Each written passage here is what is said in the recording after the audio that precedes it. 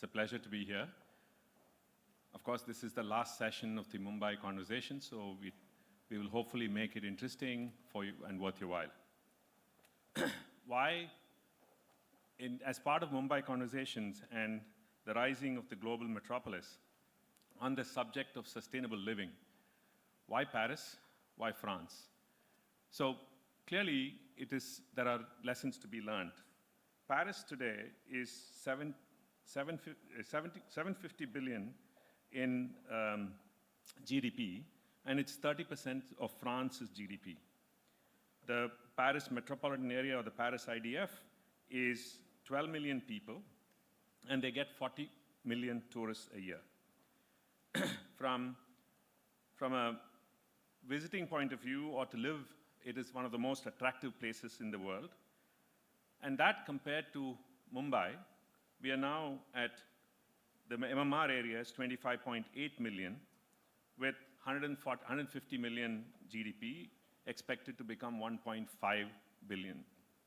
So we are talking about multiples of growth between Paris and Mumbai. And we also have the challenge that in that growth, that we'll also become maybe double our size. We should not become a double our size as in population. So these conversations and these interactions will give us the opportunity to learn and plan accordingly. So I have with me an esteemed set of panelists who will first start with a brief introduction about themselves and also talk about their vision for 2047.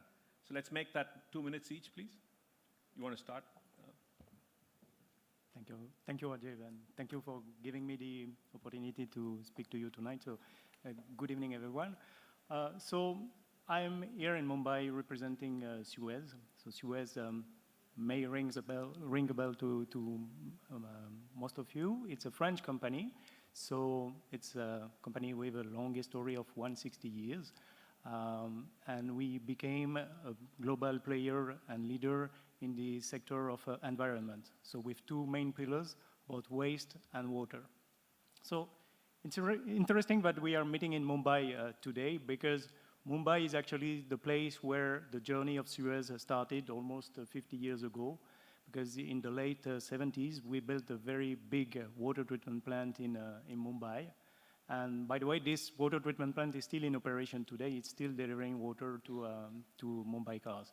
So since then, there has been many projects executed by Suez in India. So we have done many of them, and many projects also in Mumbai. So I like the idea that maybe tonight when you go back home and you take a shower, maybe you will think about Suez, because even today, like 50% of the water in Mumbai is produced in some plants which were once designed by Suez. So I like this idea that this is a great example of this cooperation between India and France, and which is still there and which is continuing, because today Suez is working not only in water treatment, but now we have been awarded 2 years before major projects in wastewater treatment in Mumbai, and we are working on the Worli wastewater plant, which is actually going to treat every day 500 million of liters of water,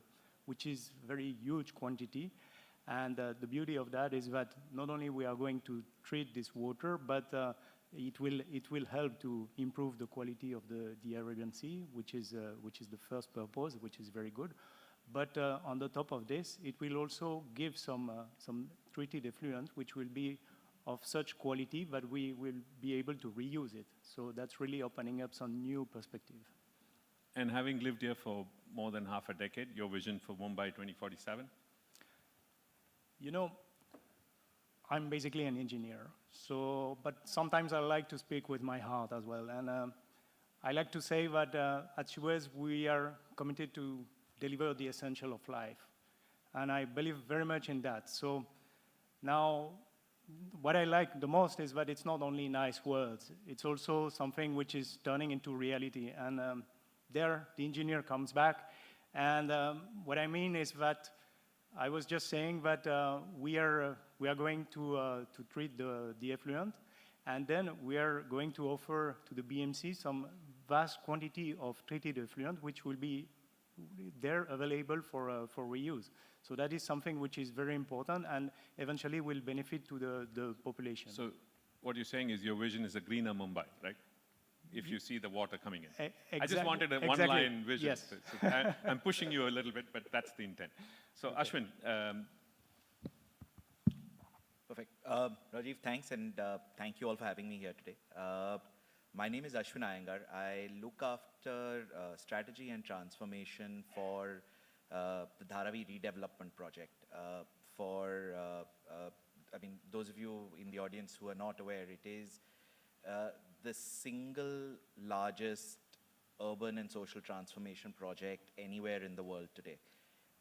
You're talking, and it's a project that's a partnership between the government of Maharashtra and the Adani group. And the intent of this project is to build homes, and not just homes, but provide access to better education, better healthcare outcomes, better wealth creation outcomes to about 1.5 million people.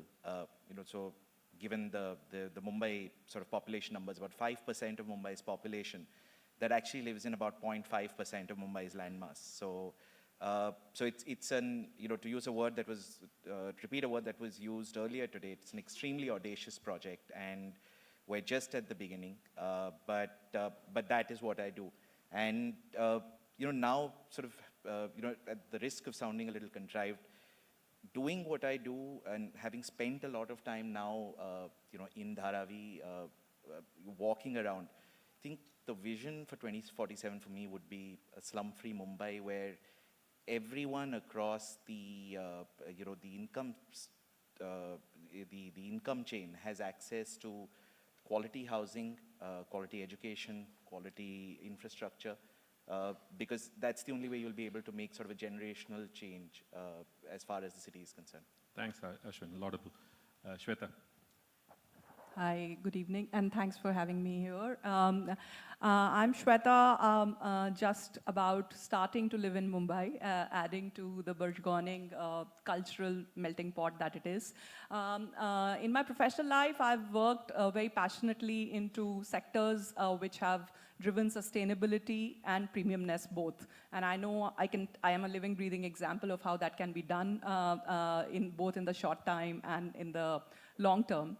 And personally, nurturing ecosystems within which one lives is a big passion point for me. So I think both my personal purpose and professional purpose came together as I started my role in Leela, Leela Palaces, Hotels and Resorts, where I'm the Chief Marketing and Sales Officer. And the story of Leela is very, very, very, very, very deeply connected to Mumbai. Our wonderful founder, Captain Iyer, started the vision of a very, very thought-through, nuanced, service-oriented, but keeping art, architecture, local craftsmanship at the heart of it. And he created this beautiful brand, Leela, and it started its journey in Bombay in 38 years back.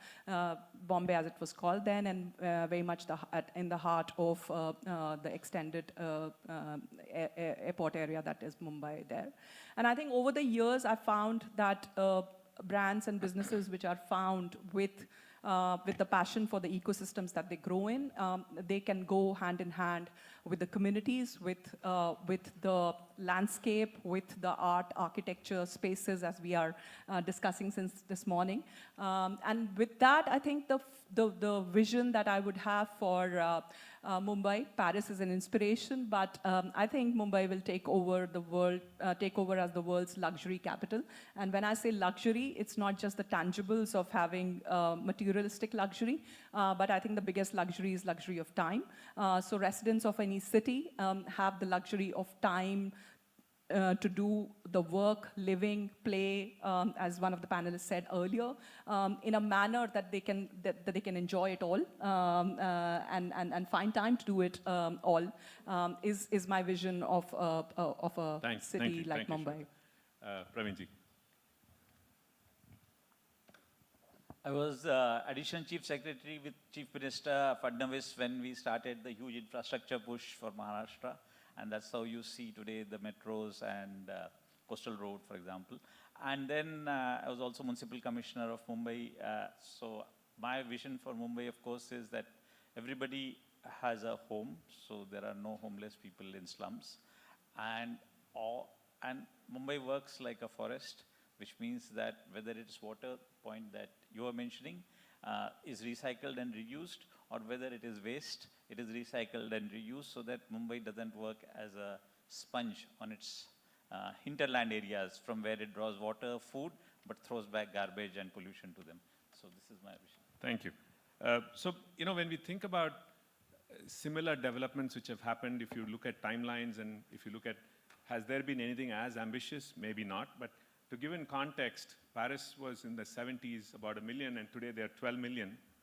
And they've grown by virtue of all the engineering capability which the French had, and hopefully we'll import some of that like Suez to build all of this. But the key is to have this largest vision of what we want our city to be. So my question to you, Praveenji, as the state government, has there been a thinking on a couple of areas? One of the key aspects of a city is that it should be livable. And where does it stand in the livability index of what is being assessed across the world? Currently, there's only one Asian city in the top 10, which is Osaka. If you include ANZ, there are 3 other cities in Australia and New Zealand, and top three of them are European. So was there a thinking that you would like to see Mumbai in the top 10 in the livability index of the EIU or any of the other assessors? Yes, so as I mentioned, because it's a slightly larger picture, Yeah. so I'll just take maybe 5-7 minutes and speak from here. So this goes back to my days as municipal commissioner and see how we can make Mumbai a city which is both environmentally resilient and a place where people have happiness. In my budget for Mumbai, we had a happiness index. So basically, there are 3 main elements. One is the circular economy, second is climate resilience, and third is governance, which is what makes the city livable. So the problem for Mumbai, you were saying about Dharavi that 5% of the population lives on 0.5% of the landscape. But if you look at Mumbai as a whole, the figures are even more, let us say, dramatic, which not many of us know in Mumbai. So if Mumbai is 475 square kilometers, 70% of Mumbai is not developable. That is, you can't live there. You cannot do anything. You see all the large green patches. On the north is the Sanjay Gandhi National Park. On the eastern side are the Vashi Creek and the mangrove forest, and then there are more mangrove forests, and then there is a Portland area. So if you look at all of that, the actual area on which we all plan to live is only about 1/3, which is 147 square kilometers, and everything else we have to do in that. But that has its own concomitant problems, which I think you are trying to solve in Dharavi. So that the problem is, if you look at the dark brown shades, that is the slum population for every ward. So as you move towards the more greener areas in the north, which are supposed to be kept green, actually they are not green, they are slums now, because we don't have adequate housing for the poor. So down south, the percentage is less because it's a developed and planned city. But as we move northwards, where we kept a lot of areas as green with big lakes and all, public lands have become encroached because people who help us most, our drivers, people who sell vegetables to us, we didn't plan for their housing, so they end up living in slums. So my first vision that everybody should have a home is based on this. Now, everybody should have a home. We have two diametrically extreme views, and we need a lot of help to reconcile those positions. Those who already have good homes, many of us included, want others to have homes, but not at our cost. Not even at the cost of having more FSI around us. People living on this Marine Drive wanted to be a heritage structure. I don't know what's heritage in that, but so that others don't come and live and have a sea view out there. Now, Paris, and for that matter, Tokyo, no other city can develop unless you agglomerate density. If you don't do that, then this type of slum development just sprawls outside Mumbai. So Mumbai, instead of being a 300 or 400 square kilometer today, is a 2,000 square kilometer outward sprawling without amenities, habitation, where it's very difficult to give disbursed people clean water, sewage treatment, and public transport. So the problem to solve this is quite easy, and now it's being taken up. Dharavi is one way to go, and that's a very good solution. But more of Dharavis, because we have more than 55% of our population living like this, is more of slum rehabilitation development, and we want a lot of support from civil society organization, which I think my friend who's doing the Dharavi thing already knows, people who go and do PIL, because they see their immediate problem as affecting their quality of life. They don't see the long run, that it gives millions of people a better life, though it makes it more dense for the city. So this is the first issue. The second issue is about public spaces. So Mumbai has some of the smallest amount of public space. Now, why does Mumbai have less public space? Again, it's a very startling reason for that. This was told to me by Bimal Patel. This is his slide. So if you see, Indian cities, the amount of public space that they have is very small. It's roughly less than 18-20%. 50% is private open spaces. But if you see international cities, private open spaces are only 10%. And the reason why Indian cities have 50% private open spaces while international cities like New York have only 10% is because we inherited town planning norms from the British, which unfortunately, a lot of our organizations support and defend in courts. So if you look at most of the buildings in Mumbai, they have a small courtyard all around. But if you go to New York, the building comes straight on the street. But you might think that's bad. Actually, it's good because opposite the building is the big footpath where people live. Then there are a very big street. And then below the street is the whole infrastructure of the city. So having a less amount of public space doesn't only mean that there is less play to play around. Because we think that public space means maybe playgrounds or gardens. No, that's the tip of the iceberg. The real one is metros, optical fibers, water pipelines, electricity utilities. So we have to dig up all our roads all the time because nobody allows us to go and expand and allow buildings to go vertical so that you have wider spaces for streets where we can put all our utilities underground. So this is a very big issue, and that's one way we can do it. Now, if we try to do that, again, we face a lot of litigation. For example, this is the coastal road.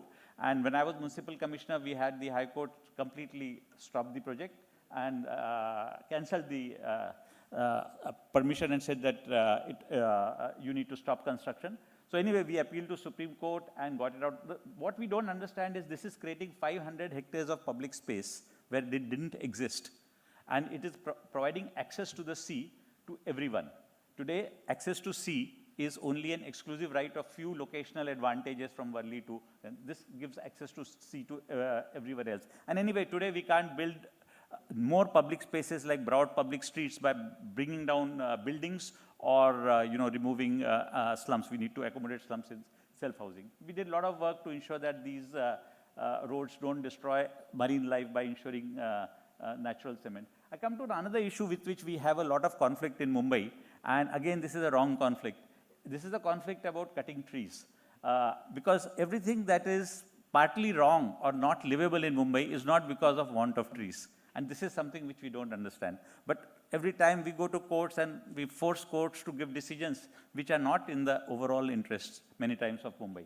So if you look at these figures, Mumbai has higher number of trees than London, Tokyo, and New York. So we should be one of the least polluted cities, isn't it? But this is how we figure on, and we also have the highest number of trees per square kilometer. But this is how Mumbai figures on the pollution index. It's the second most polluted city after Beijing, and I think now Beijing is coming down. So trees don't make a difference. What makes a difference, which is our third part, and which is what we need to do for making us livable, is public transport. Because all of us travel in private cars. If you're in Paris, you can go from anywhere to anywhere in the metro, and then you have connecting buses. And whether you are the chief executive of your company, sir, or many times ministers of your cabinet, they'll all travel by the metro. But here, all of us, including officials, would like to travel in private car. Done? Okay. So basically, this is increasing public transport is the ways by which we can cut pollution. So I'll end my. So given all this, my question was, is there a vision So to... we're creating this as a circular economy using public transport. Let me just complete my thing. So public transport, number one. Number two, slum rehabilitation vertically.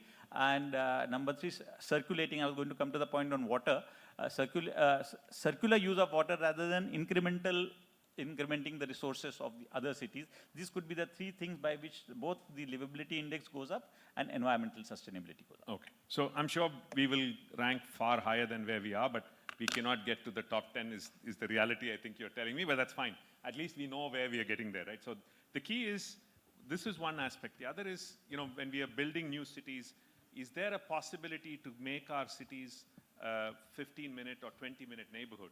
And here we have someone who is probably planning ground up, completely something new. Is there a vision to make Dharavi a 15-minute neighborhood, and what is being planned? And along with that, I also want you to focus on, is this all about resettling and redevelopment, or is this, because there are some other aspects which you said that you're resettling people outside of the city, 18 kilometers away, and these are people who are serving, many of them who are living, this 25 odd million people living in the city. Now, who's going to serve them afterwards? How are we going to handle the social issues at that point? Could you just cover these two aspects? Sure. So I won't sort of divulge too many details in the planning because that's a sort of Fair process that we follow with the government of Maharashtra, and it will sort of come out in public domain. But the principles of development are extremely clear. I think what we want to do is ensure that whatever we develop are cities which have where everything is sort of within a 15-minute precinct. So whether it is schools, whether it's hospitals, whether it is social infrastructure, so retail, cinema halls, whether it's playgrounds, whether it's sporting facilities.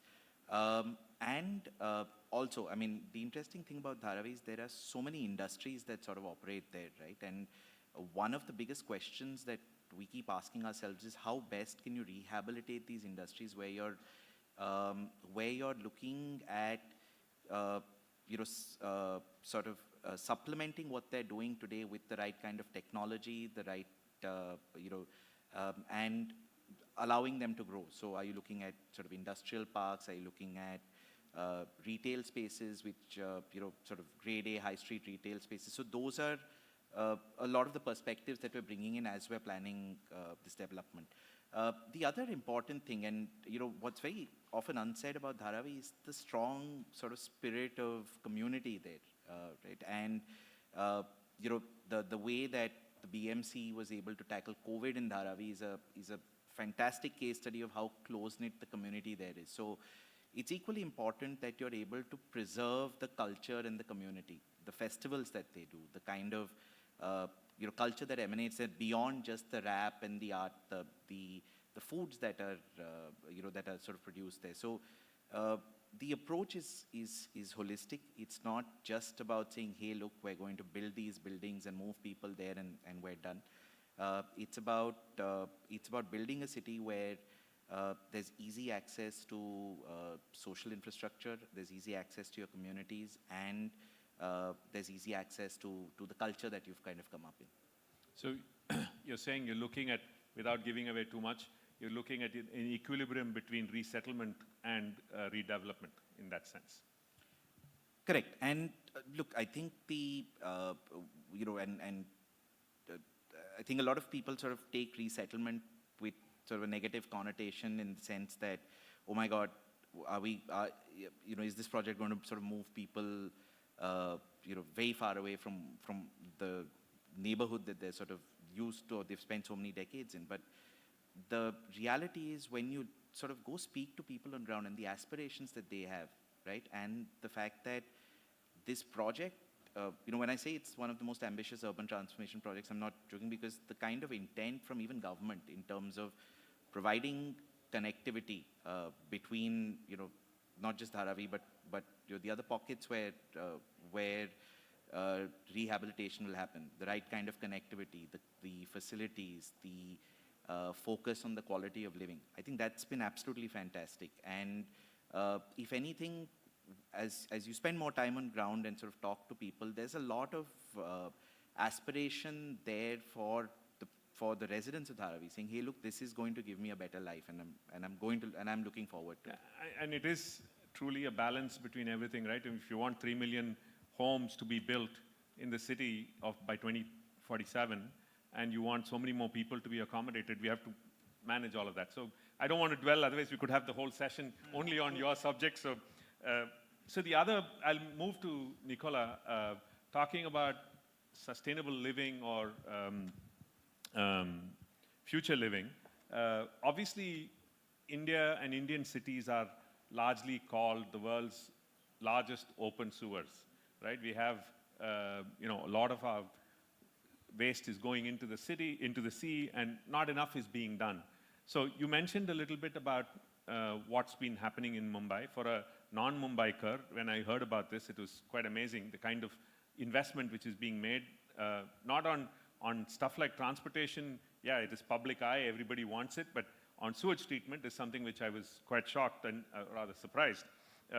So how is this planning happening? Is this development of the treatment is happening only for today, or is it going to be for what is being required for 2047 or 2030? How is this being planned? Because in India, we normally plan for tomorrow, or we want to plan for yesterday, but not completed it for the next 5 years. That's how it is.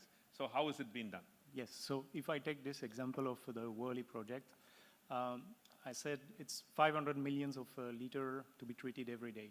That is actually taking into consideration some increase in the flow in the coming years. But as per the projection done by the BMC, this flow for Worli itself is not supposed to increase drastically, because with the redevelopment of the slums and the buildings which are going to be constructed, the population itself should not increase too much. So it's already taken into consideration, but it's well factored in the sizing of the plant. But one thing which is very interesting is that we are talking about wastewater. We call it wastewater, but the beauty is that with this project in place, later on, it will not be wasted anymore, because at the moment, this water, which is actually fresh water, is going straight to the sea.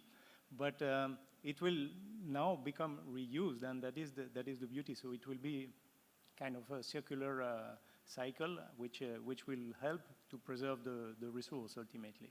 But yes, to answer your question, it is taking into consideration the current population, the future population, and also some treatment of the nearby nalas, which are collecting also the storm water during monsoon. So moving to Shweta, you come from the services sector. By 2047, one of the big goals is to create employment, and employment will be driven by the services sector. What do you see as an essential need from the services sector, and specifically the hospitality space, for creating environment which can attract tourism and which can bring more of a social environment where people, as public spaces, can be more utilizable?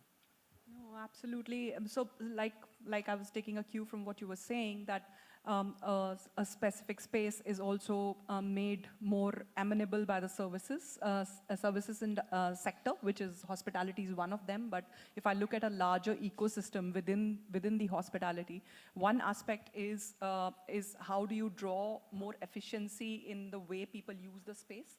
So a lot of what the current hospitality leaders or sector is doing is that how your ecosystem is multi-use. So the same space, which is a workspace for many, or networking space in the afternoon, and is also festered with community services as well. So I think that's one area where hospitality is kind of taking the lead, because in many of our big metropolises, including Mumbai, space, vertical or horizontal, is a constraint. So a lot of how you create multi-use spaces is where the sector can kind of take that. And along with it comes taking the human capital along with you, and the human capital giving them multi-dimensional kind of areas to work on. And I'll take an example, which is my favorite example of how a small step addresses your sustainability practices, upcycling practices, and also the whole enabling the community side of it. So at Leela, we do use flowers, as you know, the hospitality spaces do have this beautiful aspect of the service that you get. And about 10 tons of flowers, which are technically a waste, I'm sure, in many other places, is actually collected at every hotel, segregated, and then upcycled. They're sent to a NGO partner who then has about 350, 400 women who are upcycling them into cones and incense sticks. So the whole service that you're experiencing in a Leela is actually coming from a circular economy of waste management, of enablement, and then you can take that part of that incense along with you. So I think when it comes to the connected world that we want to imagine, how are we enabling the human capital and mixing it with what the future of the space that we look at? That is one. The second aspect, which is I'm sure all of you will join me in saying, is that along with the government, along with all the community practices, is that how are we upskilling people?